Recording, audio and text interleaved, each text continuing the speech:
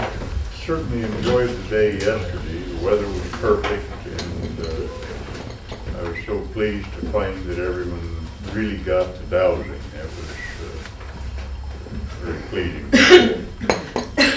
Dowsing is the first line of defense. I mean, you have to be able to do that. All of your other therapies really depend on it, because geopathic stress is the prime cause of all illness. I can't stress that too much. There's,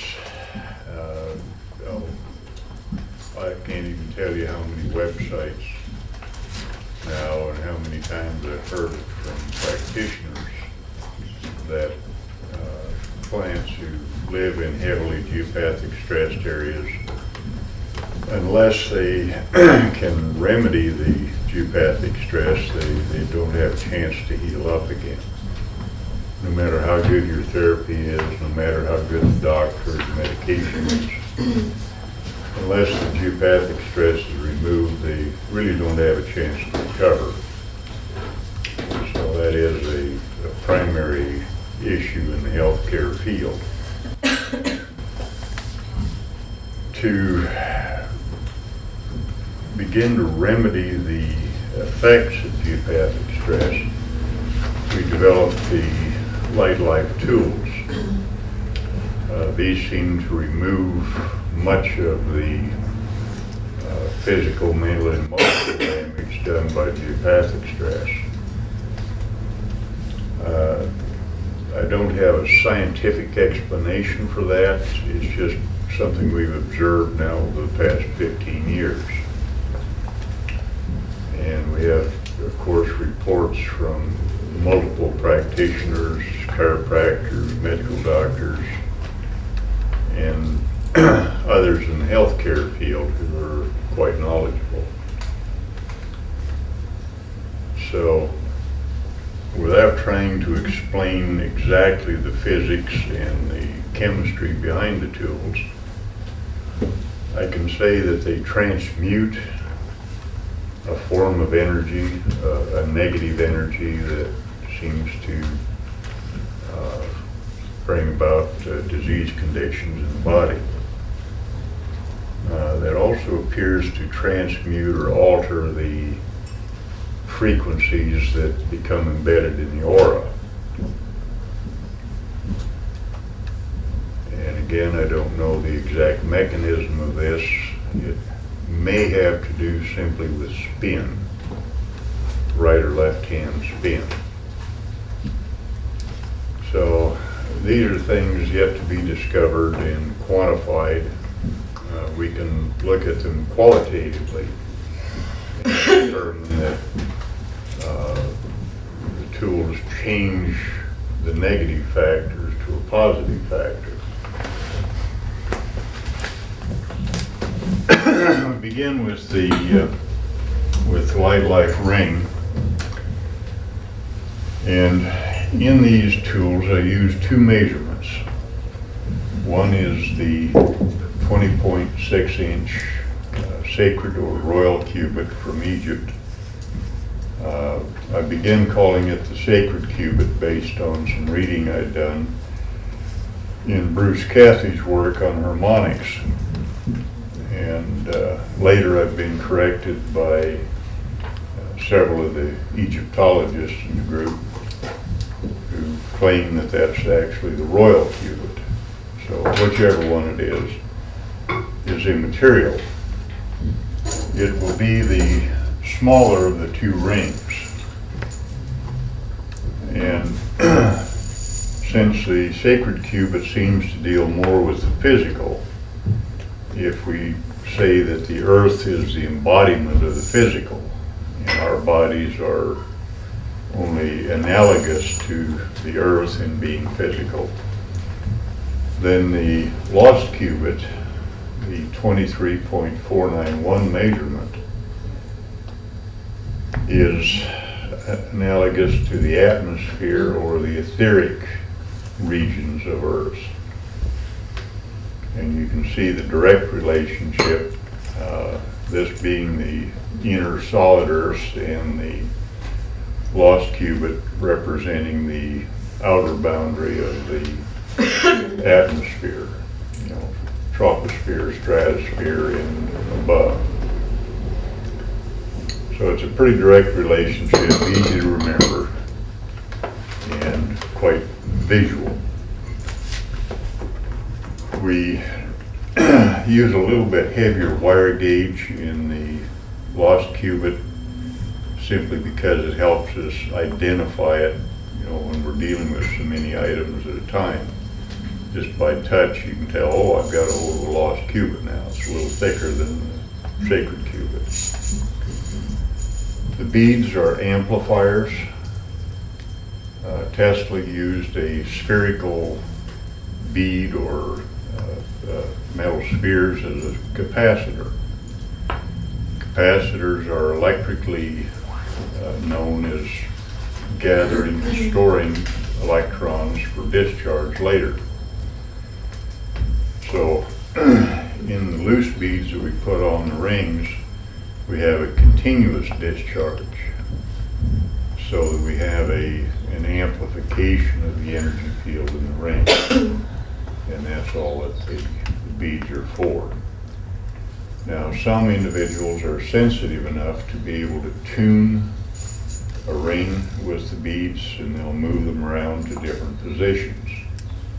And this can be very effective for those who are sensitive and able to, you know, feel the vibration of their client and then move the ring to match or to discharge an inappropriate frequency in the body.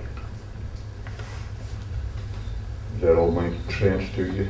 Mm-hmm. Okay. I have a question. Yes. How is it that moving the beads around changes the frequency? Well, you're changing the wavelength.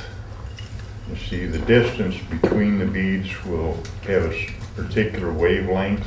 Mm. And as you move them, you're changing wavelengths. There's constructive and destructive harmonics. And if you have a destructive harmonic resident in the body or the aura, by moving this, you can destroy the destructive form.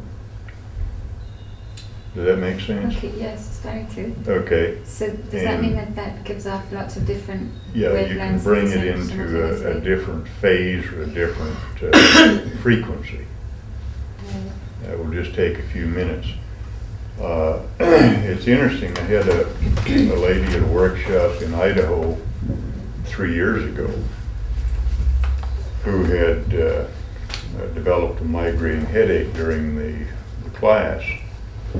And so we placed a lost cubit ring on her head, and I didn't adjust the beads, I just put it on her head. And after a little bit, she began fiddling with it and began moving the beads to a different location. Just had a fine sense of the frequencies. And she sat there maybe 10 minutes, and without moving her head, all of a sudden the bead shifted. Okay, it was just totally spontaneous and quite noticeable. And immediately, as soon as the bead shifted, her headache went away. So apparently there can be a spontaneous adjustment. I don't quite understand the mechanism there, but it's just a reported fact. So in case you're working on the table, you're doing a ring layout, which I'll demonstrate later, the beads may self-adjust to correct whatever is going on in the aura. The applications of the rings are quite broad. We have a wide range of applications. Our first applications were simply for dealing with water or any other beverage. Now, by now you've probably noticed that if you're drinking coffee or tea and you place a ring over your cup, that it immediately changes the taste. There's a distinct change in the quality of the flavor. I mentioned earlier yesterday that you can take a bottle of wine, crack the lid on it, set your bottle in the ring for a week or so, and really, really improve it. I mean, it just gets fantastically much better. So there's a chemistry that goes on as well. In the case of water that has a high magnesium and calcium content, setting the ring or the water sample in a ring, then testing it, the ratios of calcium to magnesium reverse in about 12 hours. So there's a distinct chemical change. Actually, that would be a transmutation or an alchemical change. Apparently one element transmuting to become another. And of course, the proper ratio of calcium to magnesium in the diet should be about 2 to 1. 2 magnesium to 1 calcium. That has to do with the ability of the body to metabolize calcium in the system when it has that proper ratio.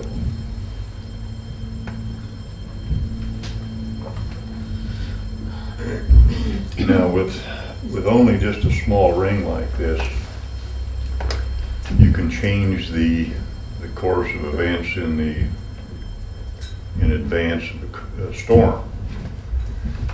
If you see that gray-green color, and just take the beam of the ring, just shine it on the colored area, back and forth, and then up and down the height of the cloud, you'll have quite an effect on that storm. Would you use the sacred or the lost for that to change the method? I've always used the sacred, but I think the lost cubit would have a good effect as well. Mm-hmm. I just haven't done the testing.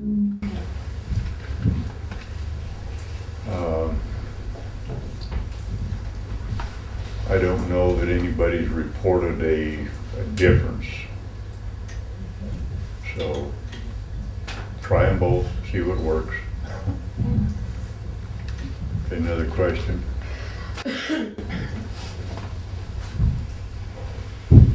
Okay. In the water, would you use the lost or the sacred if you're putting it around a glass of water? I choose the sacred simply because I've used that more, Right. but the lost cubit also does have an effect. Okay. I think my hat band is a lost cubit, and I've used that size several times for treating a jug of wine, and we get really, really, really good wine. I did something actually a few weeks back.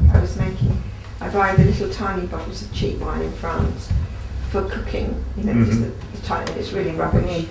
And I was doing, I think, it was a recipe for bolognese, and I used half of it, which just needed 1 glass, and I left it on the windowsill and forgot about it, and about 2 weeks later I was doing another meal and I needed just a glass of wine, and this wine was on the windowsill, and I smelt it and it was foul, and I stuck the ring round it, and it was an hour later, it was totally different. Even a bottle that's already gone a bit bad, you can set in a ring and it'll sweeten it right up again.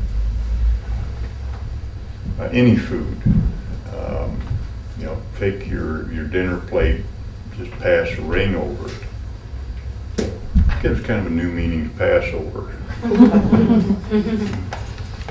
So even just like that, passing a ring over would be enough. Just Yeah, it adds some energy. It's not the maximum, but it does improve the flavors and kind of brightens up the meal. It adds a life energy. Okay. Wilhelm Reich used the term orgone energy for the life energy, and we do know that the rings produce the orgone energy.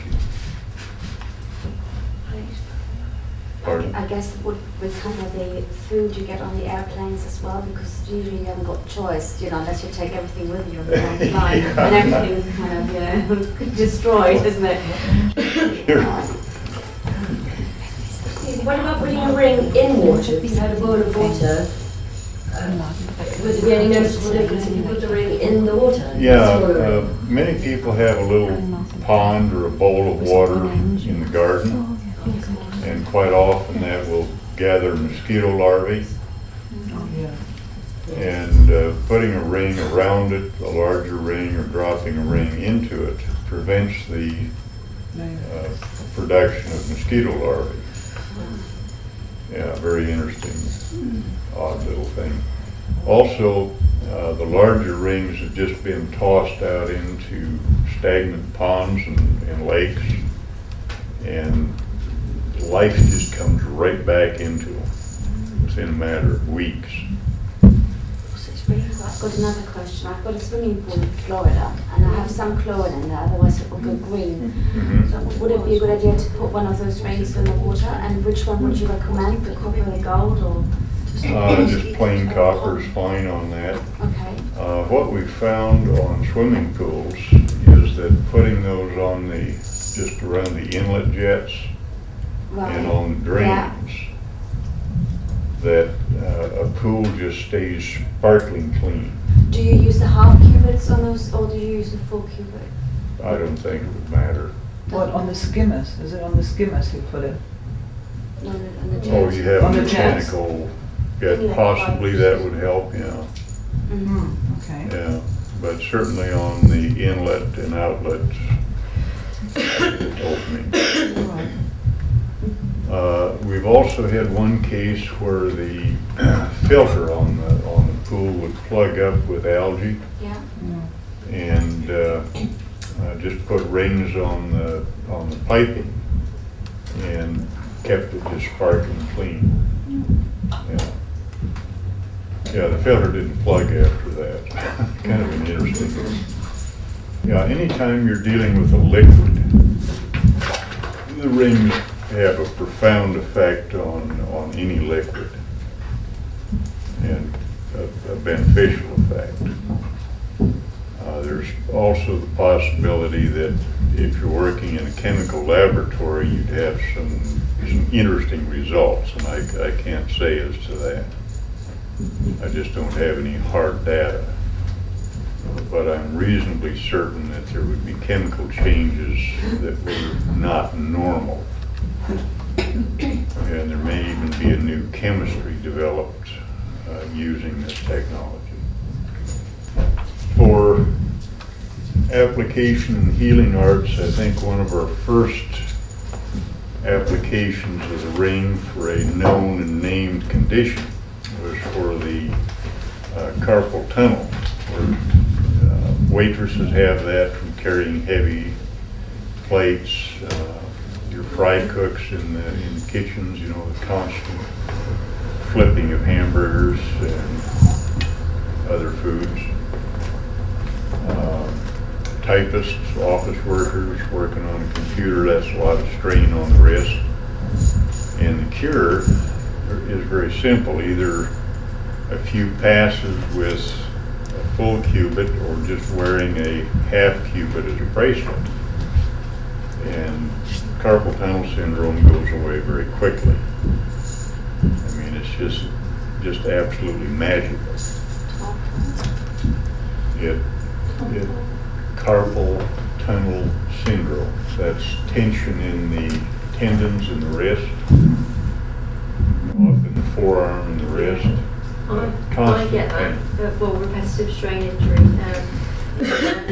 I've noticed that since just wearing this, it's a lot better. Mhm. Yeah, and that has to do with conductivity. The rings, of course, being superconductors, they induce a more conductive condition in the body tissue. Um, Now I'll get to some drawings here on that subject in a minute. The conductivity in the normal body is quite good. You have all your proper minerals in the body, and that creates a more conductive condition in the tissue, electrical or nervous energy conductivity. Pain is resistance. Pain is also heat. When you have an electrical circuit that's too small for the amount of voltage or current going through it, you get heat. And the same thing is true in tissue. You get heat where there's pain. So heat, pain, and resistance are essentially equivalents, both in electrical and in physiology. So if you can increase the conductivity, pain goes away, and the resistance goes away, and you have a greater degree of conductivity. So we're kind of mixing electronics and physiology, but there are equivalents. Manifestation. Oh, yeah, thank you. The lost cubit in any of its various sizes, either the single cubit, the 2 cubit, or the 3.5, have been used for manifestation. Just speaking your intention or your desire through the ring seems to bring about a very rapid manifestation in physical reality. Explain that when I can't. It just simply happens. It's an observation. Lost cubit is fairly new to us. It was discovered only in 2002. So we don't have a long history of applications yet. In the healing arts, we find that it's very, very good in removing or dealing with mental, emotional distress.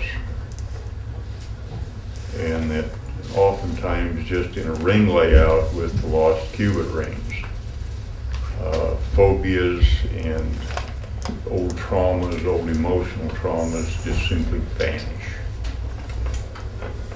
In our session with the ring, sometimes a person will completely change their outlook on life.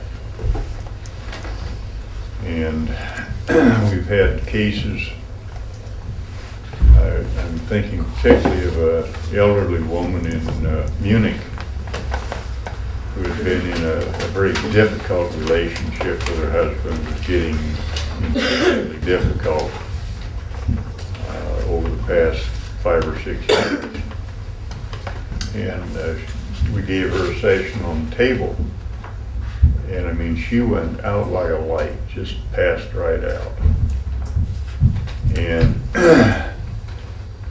stayed there quietly for the full hour, and got up and all of her aches and pains were gone. She felt like a whole different person, and she looked as if she'd lost about 10 or 15 years in age. So the following year she came back and she said that her entire relationship with her husband had changed. His attitude had changed, his behavior had changed, and they were getting along much better. So whatever it is in that kind of a treatment, it's not only the client who benefits, it can be someone they're related to. And I can't explain that either. It's just a fact. When we do a ring layout on the plan on the table, we just lay multiple rings down the trunk of the body, put some rings on the feet and arms. don't really have this. Don't have a head. No, and I'll look at the little items. Okay. And what we found, that when the person goes to sleep on the table, and it's very calm, relaxation sets in, the person will just drop off and start snoring and just have a nice nap. But at that time, the etheric body lifts up out of the physical and will hover just above. And at that time, we like to take one of the 2-cubit rings and just move it right down the length of the etheric body. And we'll make several passes back and forth with that, maybe 5 or 10. And that seems to totally restructure the physiology and the frequency and the nature of the etheric body. So for those of you who are clairvoyant in the group here, and we should have this opportunity during the day, if you see that kind of thing happening, please report and share that information with the group. I've learned to tell when that happens just by the way the person relaxes, and I get kind of a sense that, they've separated, a short distance from the body. And this is a very nice thing to have happen, because the person is totally quiet, and yet they're totally aware in the etheric body. And they're only unconscious physically. But during a session like that, they can resolve issues that they've not been able to have resolved in the waking state. So this has a great deal of influence on the psychology and the mental health of individuals. Would a copper one suffice for that, or is gold? I mean, gold is obviously better, but could it still? Copper will suffice, absolutely. Yeah, we like the gold and silver plating because it imparts those special qualities and frequencies of the precious metals. And it's just a bit of an advantage. Yeah. Okay, anything else? Could you talk just a little bit about the frequencies and the harmonics that a ring emits? I didn't quite get the question. Could you talk a little bit more about the different frequencies, like the different metals, the qualities that they give, and also the harmonics that you mentioned? Okay. The every atom has a signature frequency. In other words, as the electrons are orbiting the nucleus, there may be several levels of them depending on the metal. The metals have more electrons, say, than a gas would have. And as these electrons orbit, they set up a wave pattern or a frequency vibration. Silver has been known, of course, since ancient times to be associated with moon and feminine. Gold with sun and male energy. So in all of our tools, we first put on a layer of silver on the copper and then plate with gold. So we have a combination of the two,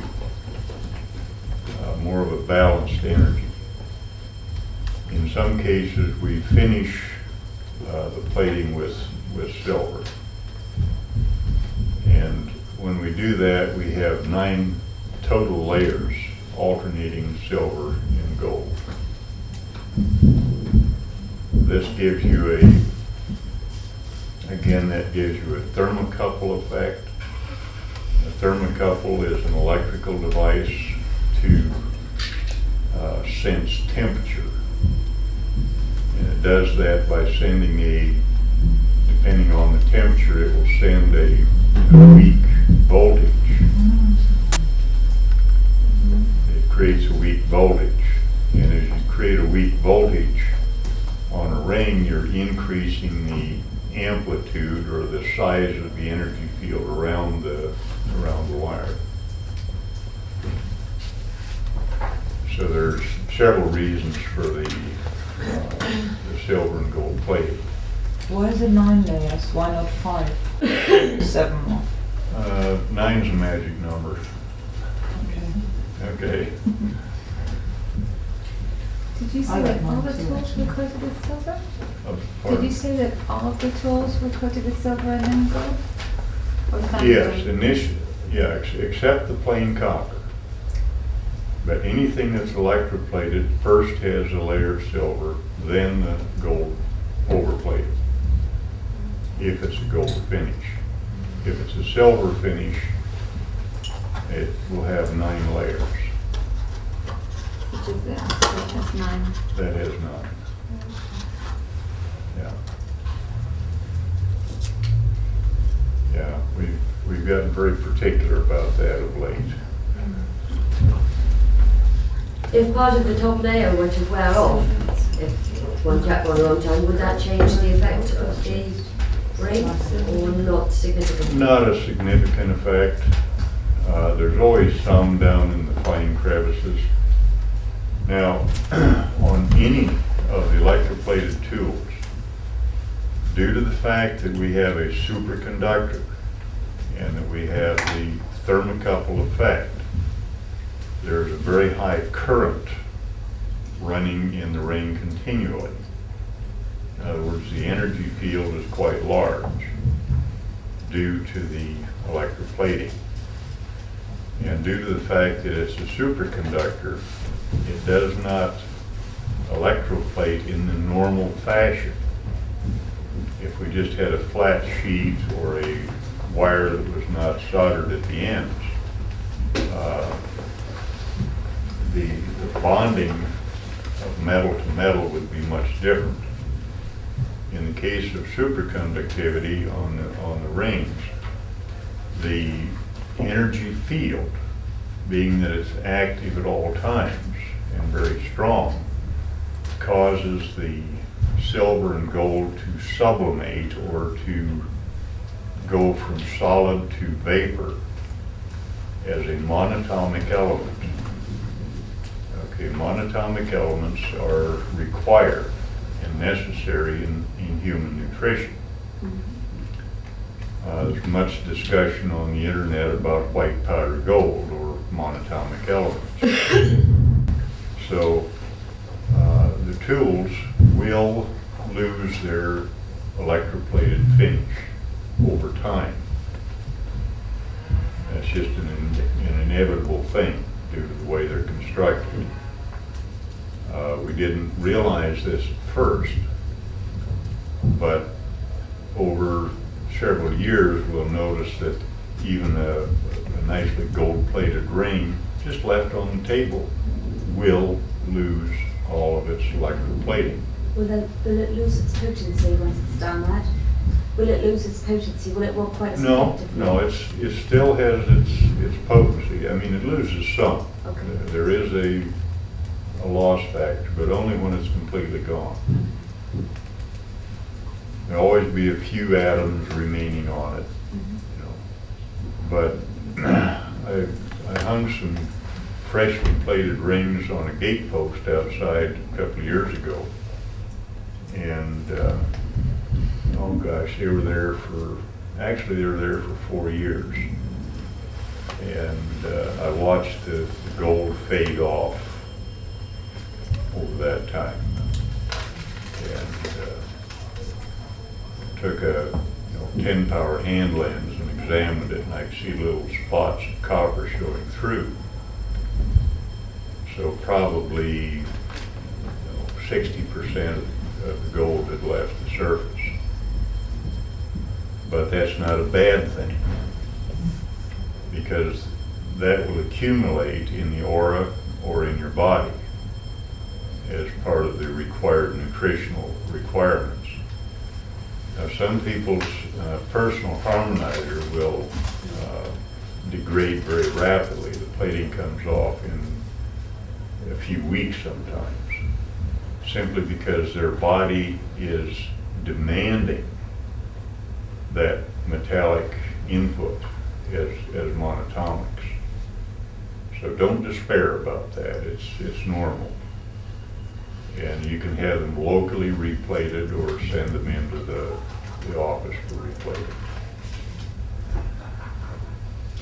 What makes the tool superconduct? What makes the tools become superconductors? How are they superconductors? It is inherent in the nature of the ring. And a coil is also a ring, and so is the feedback loop. Technically, they're just rings.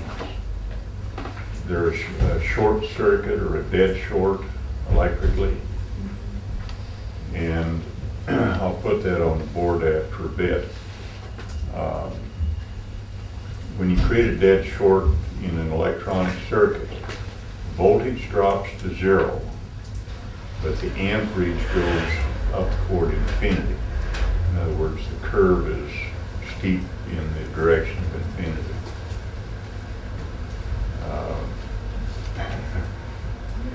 If our electricians really knew what they were doing, they would use that instead of fearing it.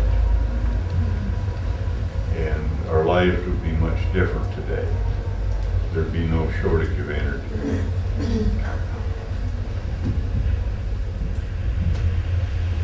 Okay. So every ring is can superconduct. Yeah, the rings are superconductors. And any shape, any size ring would be. Any type of ring, yeah. Yeah, the common finger ring. Now, this is different than a ring made with twisted material, such as this one. This has the twisted copper, and this has a positive energy field on both sides, this side and this side. Whereas a single band or a single wire has a negative side and a positive side. You noticed what's our divorce rate now? About 50%. Okay. What's the chance? What's the chance that you put the negative side toward the body? 50%. How will you know which one is which? With a pendulum, you can dowse it.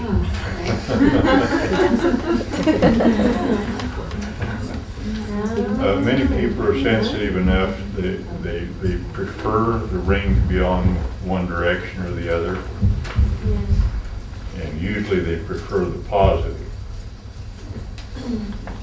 But I thought the statistics were interesting when the divorce rate hit about 50%. I thought, man, there's something going on here. It's not just bad choices. Any other questions? When you when you're doing a treatment, how many rings are you putting down through the body? I may use 2 or 3 dozen, 2 or 3 dozen. depending. This is recommended for practitioners. Fewer can be used. May take a little longer. We're looking at optimizing a treatment Yeah. and optimizing it for the professional. Someone who has an office where they do treatments on a regular basis. They find that they can, handle about twice the client load, Yeah. which makes it quite economical. And so would you have your harmonizer in the same room, and would you have that? Absolutely, we've got the harmonizer on the patient running with the sound as well. Right, okay. Okay, so that'll be part of our demonstration. But I wanted to go through the rings and many things that can be done with it, and explain as much as possible on the ring, because the same principle applies to the coil and feedback loop and the harmonizers. And you did say you can use some of those copper things for steering, some of the original can Absolutely. be copper ones. It Plain doesn't copper can necessarily be- have to be, yeah. Yeah. There's gotta be another 50 or 100 applications here. How about, because yesterday I think you put one on top of your head and you had a big ring and you're doing this. And this was for treating people. Yeah, that with was cancer. a treatment for cancer. I'll just repeat that for, make sure everybody has that concept. Yeah, the lady in Durban, South Africa with the liver cancer and brain tumors who used a ring on her head and one tucked under her shirt over her liver. And just took the 3.5 cubit, the lightweight ring, and just flipped it back and forth like that. She did that several minutes at a time, several times a day.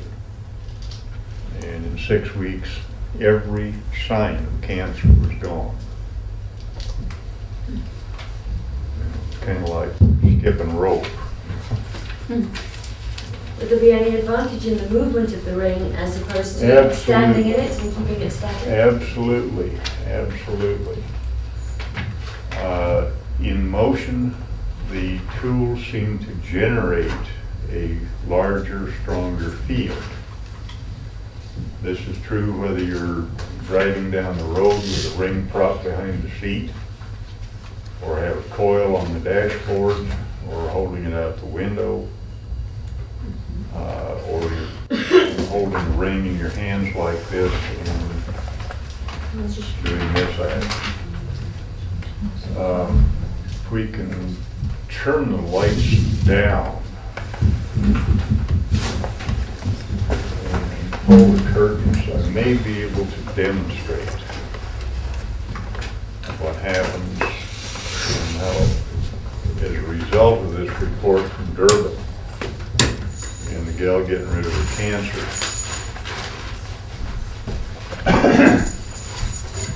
I got real curious as to exactly what happened there. And I hope you can see this clearly. If not, we'll pull the curtains a little bit.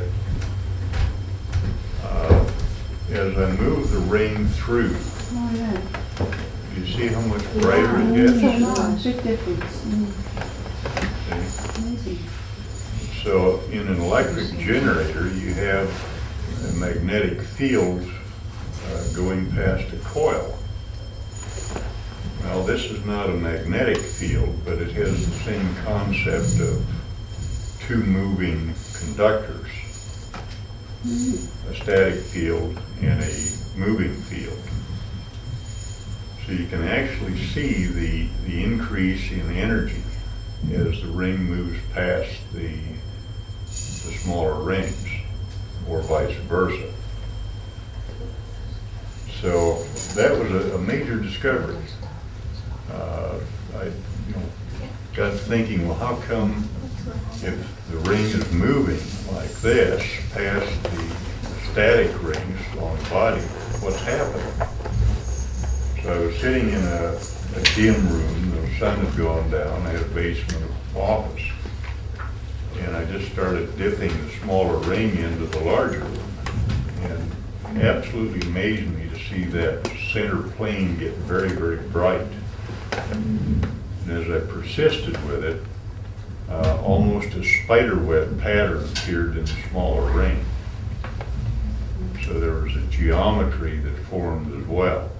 It may just have been inherent in the ring. Makes you think a little of a dream catcher. Of what? A dream catcher. A dream catcher, Like yes. Yeah, very similar. Very similar concept. So that's how we discovered the increase in energy and with the moving rings. And it also indicates that at some point we may be able to produce some kind of an electrical effect to generate power. It'd be a little tricky, but I think we can do it. They weren't made with any scientific intent. Let's just try it and see what happens. That's been our entire method of proceeding. Well, what if? What if we do this? What happens? And so that's a natural kind of an inquiry. It's really good natural science. When we were kids, we used to like to mix things in the kitchen and see what happened. Sometimes it got real interesting.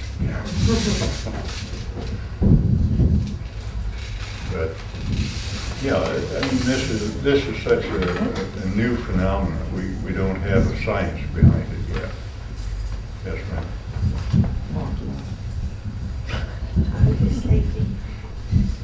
What if the person could not stand up and the lies bed continuously after the with a brain tumor? In that case, I have a case that's they couldn't sit up or stand. yes. Well, there is another way to generate movement. And let's say you had a client here on the table, and you could place the larger ring vertical under the neck, Yes. and place this one here. Yes. This could be done. It would require an operator. Of course, yeah. A helper. But that would be a simple solution. Same could be done under any condition anywhere in the body. Now, the rings function, even if they're not in perfect circle, they're still very functional. So let's say it might be uncomfortable for a client laying on the table to have a ring under the middle of the back. You can just straighten out a section of it. Flat like that, much less disturbance. Still works.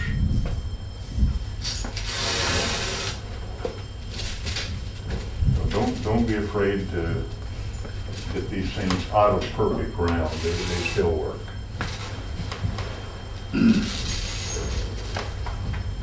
And does it matter whether it's the sacred or the cubic?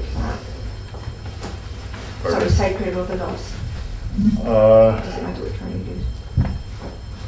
Probably, again, using the concept of physical and etheric body, depending on which one you determine is required. One of each. Yeah, Because do one one of on the each. head and Sure. whichever one you feel is sacred Sure. here and there. Mix and match. Yeah. Sure. Sure. Yeah, because all ailments do start in the aura, and then they download into the physical. Yeah, and even in a more twisted configuration, you can have good effects. Just put a figure 8 in it, and you've got a profound Mobius action there. And then they can be straightened out or pulled back in shape with no problem. All the joint might possibly break eventually, but you can have it resoldered, locally, your local mechanic can do that. And we do use silver solder. Jeweler's grade silver solder.